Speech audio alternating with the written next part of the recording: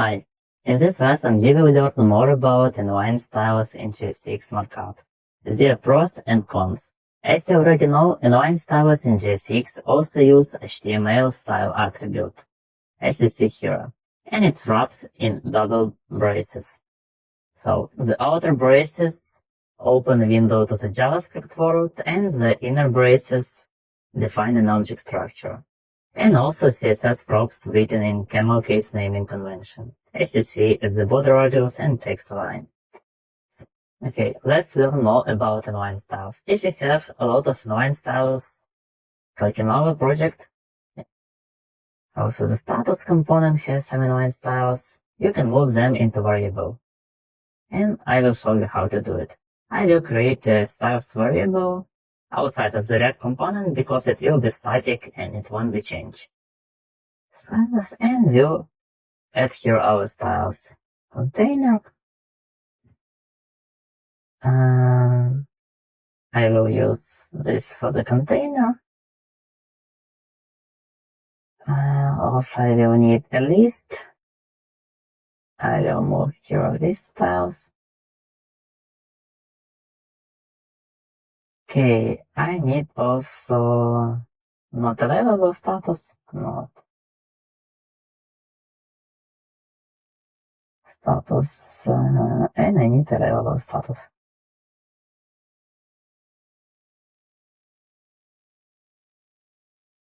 Okay, and I move here all the props we have. Available status. Okay. And let's use it here. So we will use stylus.container because it's a variable, stylus is an object, and container it's the children inside of the object. And the same we will do for list. Now, for stylus not available and stylus available status. Okay, and now I will expand everything. So, and also we see an error about the background because we can't pass variable here, so we just remove it and provide here in the component directly. We will wrap it into additional object, and we will use spread operator to unpack our styles and just then add a background prop. Save it. So let's check if it still works. You see, nothing changed, it works fine. So we organized all our inline styles into one variable. It's easy to access it from the component, and also we don't pay attention towards the style, so we can more focus on the code. Let's do the same for the rest of the components. I will just copy paste it to don't spend a lot of time on it. Styles list. And now go to the application component because we also have some styles here, and paste it and use it here for the divider. Stylus list divider, and here for stylus list title. Okay, I will save it, so also save the list component, and refresh page, you see everything the same. Okay, let's now talk about the pros and cons of this approach. So the first advantage of this approach is that you can quickly prototype your website or interface with inline styles. You don't spend a lot of time on it. And the next benefit of using the inline styles is you can use dynamic variables, some dynamic styles. As you see, we can easily pass here as a variable with a background.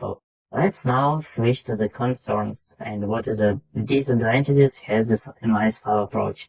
So I will switch to the separate project. Inline styles can quickly become messy and disorganized. It's totally not recommended for large projects and projects which has a lot of code.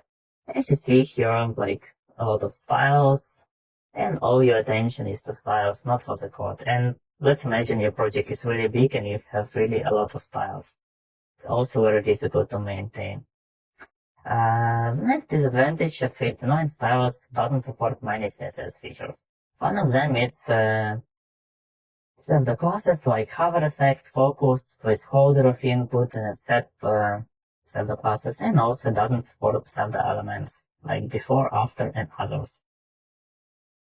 So it means you won't be able to style some hover focus effects or some pseudo elements. So the third disadvantage of it is that you are not able to use complex selectors like in CSS. You won't be able to reach in inline styles some input component, which is the children of another component and which has type text or type password. Well, also you're not able to reach some sibling of the component. It's not possible with inline styles. The next the disadvantage is inline style doesn't support media queries. If you need to make a responsive website and set different styles for different dimensions of the screen, so it's also not possible. Also, inline styles doesn't support keyframes animation. Keyframe animations is used for more complex animations. Also, the disadvantage of inline styles, it's difficult to override it. I have a component which has some inline styles like width, height, background, and padding. Let's imagine we need to override them from the parent component. Here we use a child component and there is a parent container. So let's switch to CSS and to override the children styles. We need first reach the children element and then set the style and add important word, because without important it won't override it. So the next disadvantage is if you will inspect your application or interface, you will see your HTML is really messy. And if you need to debug HTML to find something, it will be more messy and more difficult to do.